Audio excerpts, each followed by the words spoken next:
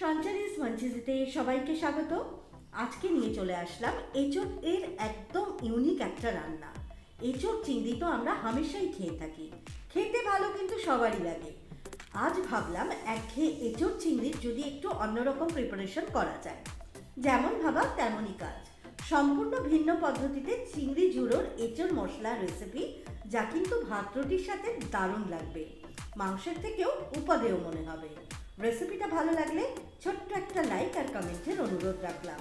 নতুন বন্ধুরা চ্যানেলটিকে সাবস্ক্রাইব করে পাশে থাকবেন। চলুন তাহলে চিংড়ি ঝুড়োর এঁচোড় মশলা রান্নাটা আমি কিভাবে বানাচ্ছি দেখতে থাকুন। বাজারে কিন্তু এখন ছোট ছোট সাইজের এঁচোড় ভালো মতোই পাওয়া যাচ্ছে। সেই ছোট সাইজের একটা এঁচোড়কে আমি ভালো করে ছাড়িয়ে নিয়ে এরকম ছোট ছোট টুকরো করে কেটে নিয়েছি। আর এই ছোট টুকরোর এঁচোড়গুলোকে একটু গরম জলের মধ্যে ৩-৪ মিনিটের জন্য ভাপিয়ে সামান্য একটু নরম করে নিয়েছি। সেদ্ধ করিনি, সামান্য একটু নরম করে নিয়েছি। তারপর জলটা ভালো করে ঝরিয়ে নিয়ে এতে এখন দিয়ে দিলাম 1/2 চামচ মতো হলুদ গুঁড়ো, 1/2 চামচ মতো আদা বাটা, আর দিয়ে দিচ্ছি 1/2 চামচ মতো রসুন বাটা। এঁচোড়টা ভাপানোর সময় আমি কিন্তু কোনো রকম নুন হলুদ দিয়ে ভাপাইনি, নর্মাল গরম জলেই ভাপিয়েছিলাম। আর এখন আমি নুনটা মেশাতে ভুলে গেছি, তাই একটু 1/4 চামচ মতো নুন দিয়ে এঁচোড়ের সাথে সমস্ত কিছুকে একটু ভালো করে মাখিয়ে নিয়ে 10 মিনিট মতো বলতে পারেন এঁচোড়টাকে ম্যারিনেট করে নিলাম। আর এখানে আমি নিয়েছি 150 গ্রাম মতো চিংড়ি মাছ। চিংড়ি মাছগুলো একটু বড় সাইজের, খোসাগুলো ফেলে দিয়ে রগটাও ছাড়িয়ে নিয়েছি, মাথাগুলো কিন্তু আমি রেখে দিয়েছি। এবার এই চিংড়ি মাছগুলোর ঝুড়ো বানিয়ে নেব। তার জন্য কড়াইতে আমি দিয়ে দিলাম 1 চামচ মতো সর্ষের তেল। তেলটা একটু গরম হয়ে যেতে এটা এখন দিয়ে দিচ্ছি একটা ছোট সাইজের পেঁয়াজ। এটাকে আমি একটু বড় বড় টুকরো করেই কেটে নিয়েছি। পেঁয়াজের সাথে দিয়ে দিলাম 4 কোয়ার মতো রসুন। রসুন আর পেঁয়াজটা সামান্য একটু লালচে করে ভেজে নিচ্ছি।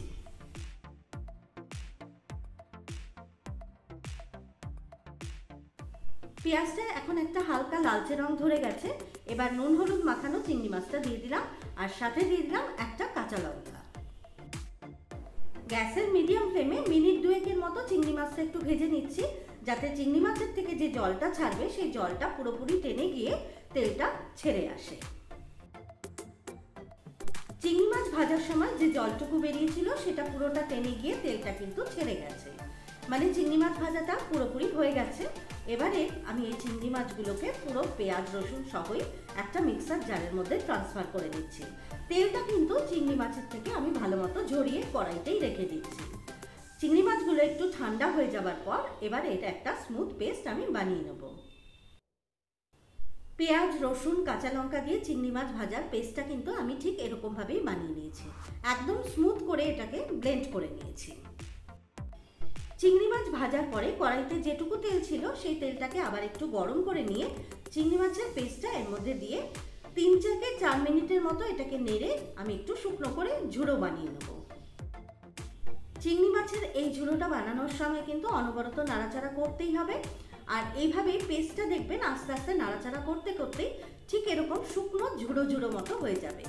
এবারে কিন্তু আমাদের চিংড়ি মাছের ঝুড়োটা একদম রেডি। এবার এগুলোকে আমি কড়াই থেকে নামিয়ে অন্য একটা পাত্রে রেখে দিচ্ছি। চিংড়ি মাছের ঝুড়োটা নামিয়ে নিয়ে এই কড়াইতে দিয়ে দিলাম 2 চামচ মতো সর্ষের তেল। তেলটাকে ভালো মতো গরম করে নেবার পর আমি দুটো বড় সাইজের পেঁয়াজ একটু বড় বড় টুকরো করে কেটে নিয়েছি, সেই পেঁয়াজটা এখন এর মধ্যে দিয়ে দিলাম। পেঁয়াজের সাথে দিয়ে দিচ্ছি 10-12 কোয়ার মতো রসুন, তবে আপনাদের টেস্ট অনুযায়ী কিন্তু রসুনের কোয়ার পরিমাণটা কম বেশি করে নিতে পারেন। পেঁয়াজ আর রসুনটাকে কিছু সময়ের জন্য একটু তেলের মধ্যে নাড়াচাড়া করে নেবার পর এতে এখন দিয়ে দিচ্ছি 1 চামচ মতো আদা বাটা। এবার আবার সমস্ত কিছুকে নেড়ে ছেড়ে একটু লালচে করে ভেজে নেব।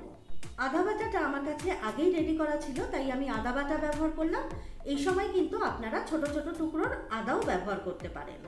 পেঁয়াজ রসুন আদাটা লালচে করে ভেজে নেবার পর একটা বড় টমেটো 4 টুকরো করে কেটে আমি এর সঙ্গে মিশিয়ে নিচ্ছি। সামান্য একটু তেলের মধ্যে নাড়াচাড়া করে নেবার পর টমেটোগুলো যাতে নরম হয়ে যায় তার জন্য দিয়ে দিলাম 1 চামচ মতো নুন। আপনারা আপনাদের টেস্ট অনুযায়ী কিন্তু নুনের পরিমাণটা বুঝে দেবেন। এবারে দিয়ে দিচ্ছি 1/2 চামচ মতো হলুদ গুঁড়ো। নুন আর হলুদটা দিয়ে এর সাথে ভালো করে নেড়েচেড়ে একটু মিশিয়ে নিচ্ছি।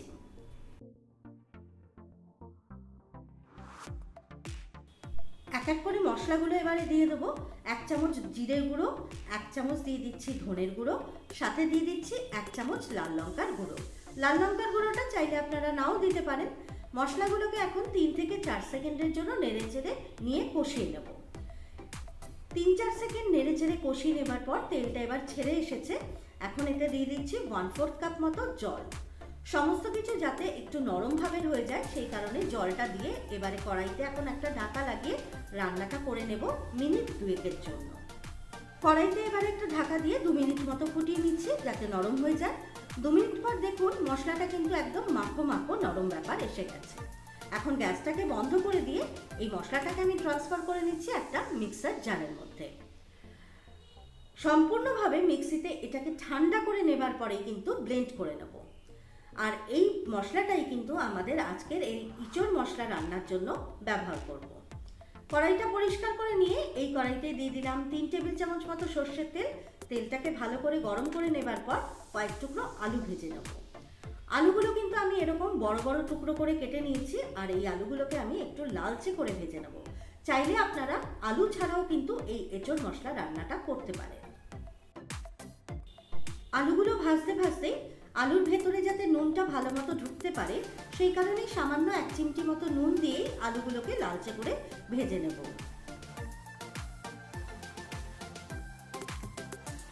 লাল লাল করে আলুগুলো ভাজা হয়ে গেছে। এবার তেল থেকে এগুলোকে তুলে দিচ্ছি অন্য পাত্রে। আদা, রসুন, নুন, হলুদ দিয়ে যে এঁচড়টা আমরা ম্যারিনেট করে রেখেছিলাম সেই এঁচড়টা এই একই তেলের মধ্যে দিয়ে 2-3 মিনিটের জন্য এঁচড়গুলোকে একটু লো ফ্লেমে ভেজে নেব। ম্যারিনেট করা এঁচড়গুলোকে তেলের মধ্যে সামান্য একটু নেড়েচেড়ে নিলাম। তারপরে তাড়াতাড়ি যাতে ভাজা হয়ে যায় সেই কারণে কড়াইতে একটা ঢাকা দিয়ে দিলাম। যতক্ষণে এঁচড়গুলো ভাজা হচ্ছে সেই ফাঁকে মশলাটাকে রেডি করে নিচ্ছি।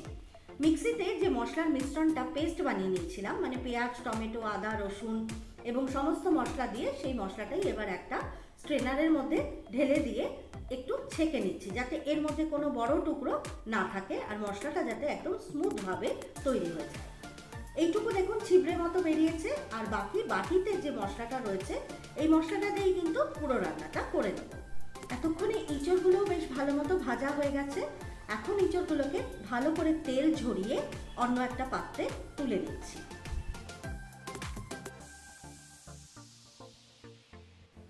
এঁচড়গুলোকে তোলার সময় কিন্তু তেলটাকে একটু ভালো করে ঝরিয়ে নেব। তার কারণ হচ্ছে এই তেলেই কিন্তু আমি বাকি রান্নাটা করে নেব। এর জন্য আর কোনো এক্সট্রা তেল আমি ব্যবহার করব না। যতটা কম তেলে রান্না করা যায় ততটাই ভালো। চাইলে আপনারা একটু বেশি তেলও ব্যবহার করতে পারেন, সেটা আপনাদের নিজেদের ওপর। এই তেলের মধ্যে এখন দিয়ে দিচ্ছি 1/2 চামচ মতো গোটা জিরে আর একটা শুকনো লঙ্কা ফোড়নের জন্য। ফোড়নটাকে একটু ভেজে নিচ্ছি সুন্দর একটা গন্ধ না আসা অবধি। ফোড়ন ভাজার একটা সুন্দর গন্ধ বেরিয়ে গেছে। আর ছাঁকনিতে যে মশলাটা আমি ছেঁকে নিয়েছিলাম সেই মশলাটা এবার পুরোটা এর মধ্যে ঢেলে দিলাম। নেড়ে চেড়ে মশলাটাকে এবার কষিয়ে নেব তেল ছেড়ে না আসা অবধি। আগে যদি এভাবে কোনোদিন এঁচড় রান্না না করে থাকেন তাহলে আমার রেসিপিটা ফলো করে এভাবে আপনারাও বাড়িতে ট্রাই করুন। আশা করি আপনাদের কাছেও ভীষণই ভালো লাগবে। মশলাগুলো এখন ভালো মতো কষে গিয়ে তেলটা ছেড়ে এসেছে। এবারে দিয়ে দিলাম ভেজে রাখা আলুগুলো। তারপরে আলুগুলোকে মশলার সাথে একটু ভালো করে মিশিয়ে নিচ্ছি। দিয়ে দিচ্ছি ভেজে রাখা এঁচড়ের টুকরোগুলো। কষানো মশলার মধ্যেই সমস্ত কিছুকে নেড়ে চেড়ে একটু কষিয়ে নিচ্ছি। আবার নতুন বন্ধুরা যারা চ্যানেলটি এখনো সাবস্ক্রাইব করেননি তাদের কাছে অনুরোধ রইল চ্যানেলটি প্লিজ সাবস্ক্রাইব করে বেল আইকনটি প্রেস করে দেবেন যাতে আমার পরবর্তী রেসিপি ভিডিও আপলোডের সাথে সাথেই আপনার কাছেও নোটিফিকেশনটা পৌঁছে যায়। স্বাদ অনুযায়ী এখন দিয়ে দিচ্ছি নুন। নুনটা কিন্তু একটু বুঝে দিতে হবে, কেননা মশলার করার সময় কিন্তু আমি একটু নুন ব্যবহার করেছিলাম। 1 চামচ মতো চিনি এতে দিয়ে নেড়ে চেড়ে একটু মিশিয়ে কষিয়ে নিচ্ছি।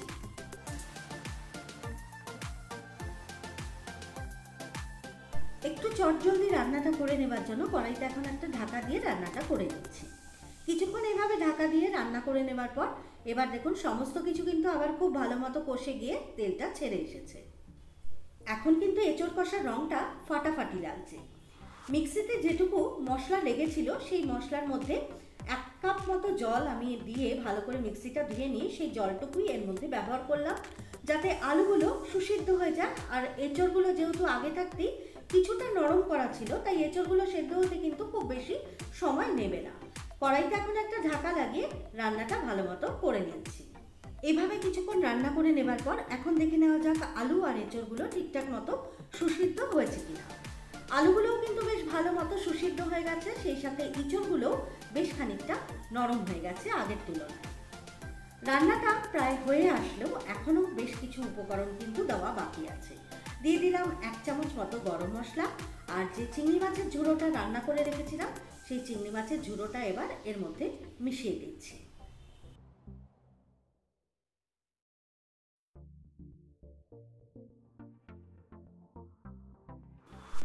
দুটো চেরা কাঁচা লঙ্কা এখন দিয়ে দিচ্ছি, যাতে কাঁচা লঙ্কার কাঁচা ফ্লেভারটা এর মধ্যে অ্যাবসর্ব করে যায়।